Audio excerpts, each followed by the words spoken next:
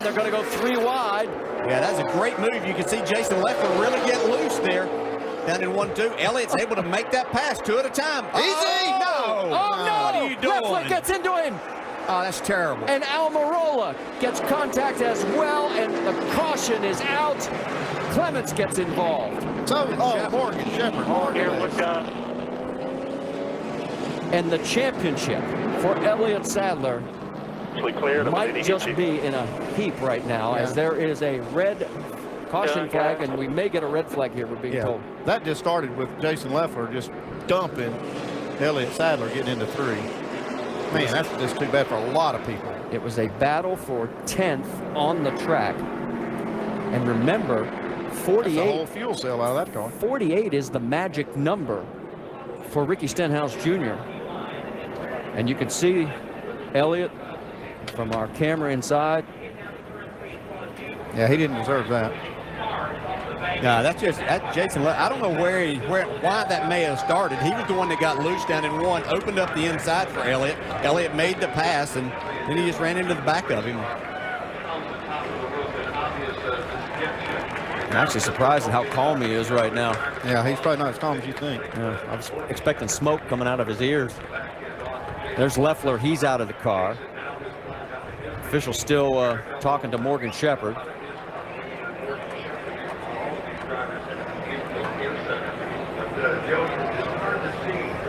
We'll have to wait and sort out exactly. There's Aric Almirola.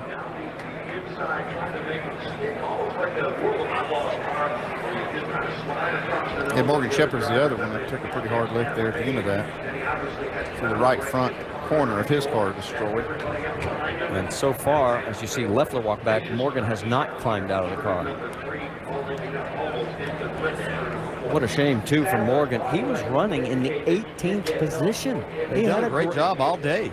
Got the lucky dog twice, but still was doing an excellent job. And everybody who follows this series knows just how limited the budget really is for that 89 team.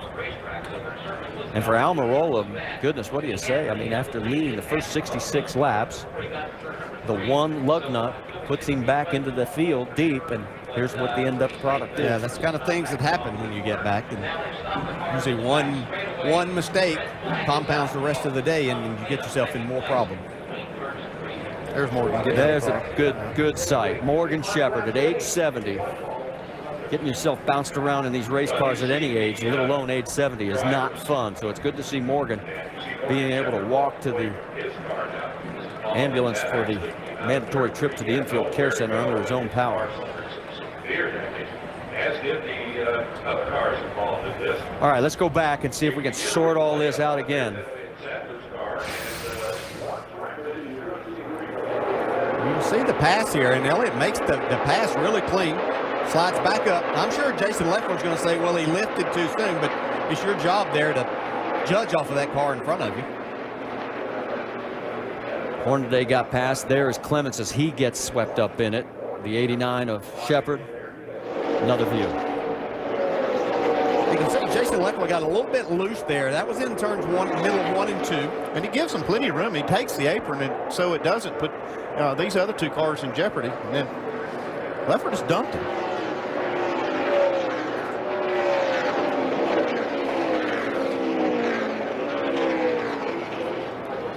There's J.D. coming in. Wow. Yeah, by Morgan Shephard. Up until this moment, Elliott Sadler was the only driver running at the finish in all 32 races of 2011. Unfortunately for Elliott and his fans, that string's over. That tells it all right there.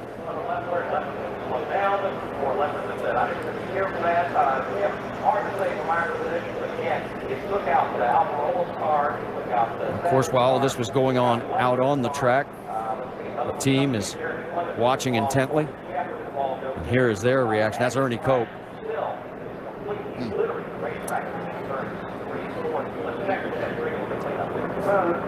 And then watch the 89. Oh, just caught the corner of Leffler. That's what knocked the fuel cell out of that 38 car. That lick from Morgan Shephard. Man.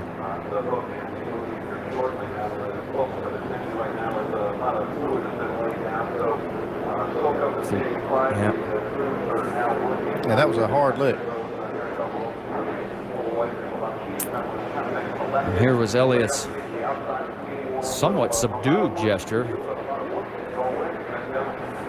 as he obviously not happy with Jason Leffler. But as I said, I was expecting to see smoke coming out of those ears, because I think he knows exactly what it means right now with the championship, as we are under a red flag here with 25. All right, let's go on board with Elliott Sadler through this entire sequence. And the picture's going to drop for a moment, but it will come back. Here we go. So the big run, he got off turn 2. Get into the dog leg. Takes the big, just way below the line. Makes the clean pass. There's the nudge. Now, don't think it's wrong with your television. There we are, we're back. Yeah, this is still happening. And you know, as they went through the dog leg and Elliott went all the way down to the apron, he was actually doing the other two drivers a favor by not pinching them and putting them in a bad position as they went through there. You can see the 38 and the 88 both would have been compromised if Elliott stays up on the track right there. But he makes the pass cleanly, and then Jason Leffler just doesn't get out of the throttle and onto the brake and run squarely into the back of Elliott Sadler.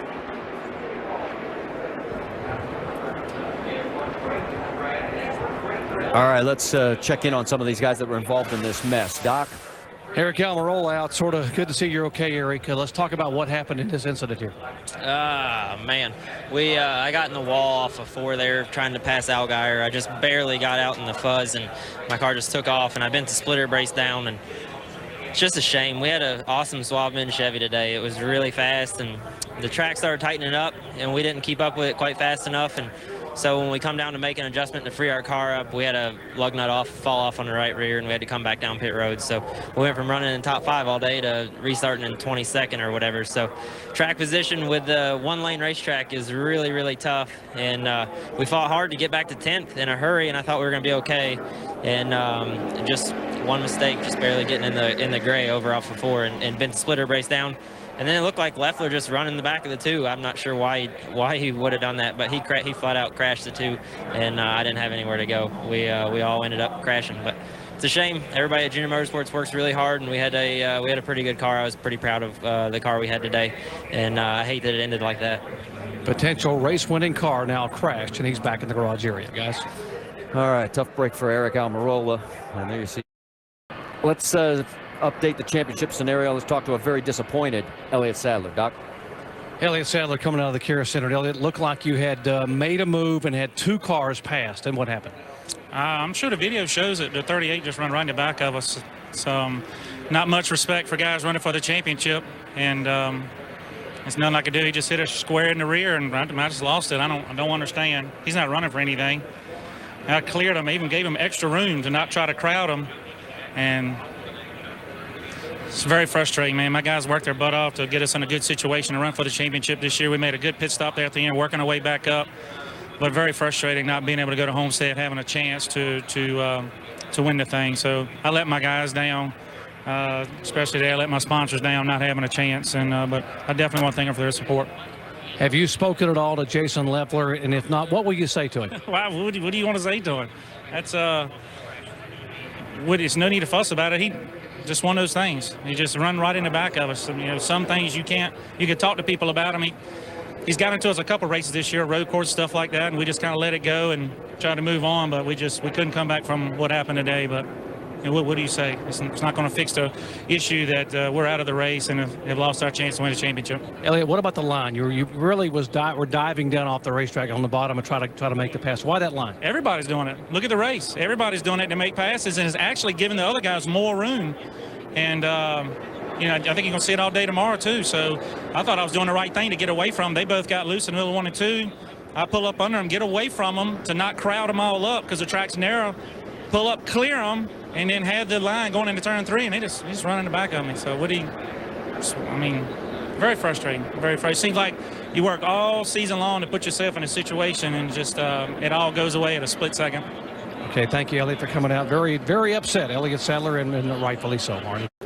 All right, we are back under caution, as it is now our 7th caution. And let's check in with Jamie Little. She's caught up with Jason Leffler. Well, during that interview with Elliott Sadler, Jason Leffler was standing 4 feet away, and Jason, you severely impacted his chances at his first NASCAR championship. What exactly were you thinking there? Well, I was racing, and he stopped sooner than I expected, but ultimately it's my responsibility, and he slid across the racetrack. I think he got in early not to overshoot the corner. I was racing Aric, but I take full responsibility, you know. I mean, I run right in the back of him. But it was the last thing. It wasn't on purpose. It was a mistake on my part. So feel bad for him and his guys. Feel bad for everybody on the Great Clips team. We had a pretty good car going today, and just one of those deals, you know, just happened instantly, and it's tough back there because when the guy slides across the racetrack, he clears you, but he kills all his momentum. And you know, he's a good driver, smart driver, so obviously he lifted early to keep from blowing the corner. I was racing Aric and just made a mistake. I mean, it's all my fault, you know. I mean, I can't, but that's what happened. It certainly wasn't. That's the last thing I wanted to do to Elliott and his guys, and affect the championship like that, you know. You were racing through the dogleg. Elliott Sadler was cutting that corner there, and you said he slid up into you. What are your thoughts on that line? No, I didn't say he slid up into me. He slid up in front of me, and he did everything. He actually was trying to give us more room, I think. And but when you do that, you kill your momentum. But it was certainly, listen, I'm not putting any blame on him. I'm just telling you what happened. So I think he backed off earlier than I expected, obviously. But it certainly wasn't on purpose. I feel bad for his sponsors, everybody there at his team. I feel bad for mine, but that's racing. Showing some remorse, Jason Leffler taking full blame for the incident that has taken Elliott Sadler out of the championship as of now. And Jamie, as Elliott pointed out, he has been running that line before, as has many other drivers. And as Elliott pointed out also at the beginning of this year, this was a rebirth for him, an opportunity with great equipment, with KHI, soon to be Richard Childress Racing Machines. And it's not going to come to fruition. There, I mean, it was right. There was nothing wrong with the move that Elliott made. Jason Leffler admitted he made a mistake, and any of us that have ever driven a race car, we've all made mistakes. And this was just a very unfortunate one for somebody that was battling for the championship. I think both drivers handled it very well. I have to commend Elliott Sadler keeping his poise there for that interview, and then you got Leffler manning up and saying, hey, it was my fault. Absolutely. Rusty, I know you want to get in on this. Look, I tell you what, I feel sorry for all these guys, I really do. But we sit in the pit studio and we almost saw this coming a couple times with other cars, guys. When they get down this low across the apron, which is something they can do, the cars are handling good down there. But when they come up, they're at a straighter line going at the corner, and they have to get out of the gas earlier when that happens. And when they get out of the gas early, you're just not going as fast as the guys behind you. You know, Jason could have got it out of throttle earlier, but I didn't think he anticipated, like he said, that Elliott would get out of the gas early. But Elliott had to get out of the gas earlier because of the line he was having going at turn 3, guys. All right, thank you, Rusty. As there you see the exact dog leg. And I'm not sure that's exactly what the designers had in mind, but it's made for some interesting racing today, that's for sure, and it's going to make for some interesting racing tomorrow. I can assure you that's way away from where they had that design. They were planning on the cars being up against the wall coming out of there. And we've caught up with Morgan Shephard. Let's talk to him, Doc. At the age of 70, walking out of the carousel, other than a little bruise on the hand, Morgan, you okay? Yeah, I'm okay. It's a shame, you know, first decent run that we was having this year, and I think we was 17th at the time, and the back straightaway, some of the guys would cut across the apron, and I think that's kind of what caused the wreck. The two went down across the apron and slid up in front of 38, and then everybody got together, and if you get up out of the groove, you can't get stopped, and I got up in the slick stuff, and I couldn't hardly slow down, so bad deal. Morgan, you've been here all 30 years in this series. Do you go to Homestead and finish out the season?